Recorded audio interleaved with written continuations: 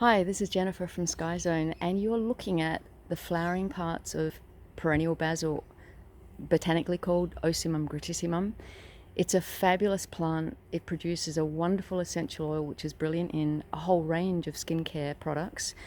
But we don't want to take all of the plant because the bees are working away, and I don't want to deprive them of their food. And so, what we'll do is we'll take out the richest part of the plant. So if you look at one of these fronds, you'll notice that it grows in a try. And it's the middle section at the moment which is richest and is full of seed pods, so has the most oil.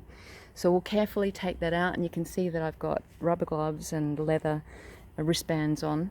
Not that the bees attack me, they don't. We work together quite well, but just it's good to be protected. There's a lot of bees working here.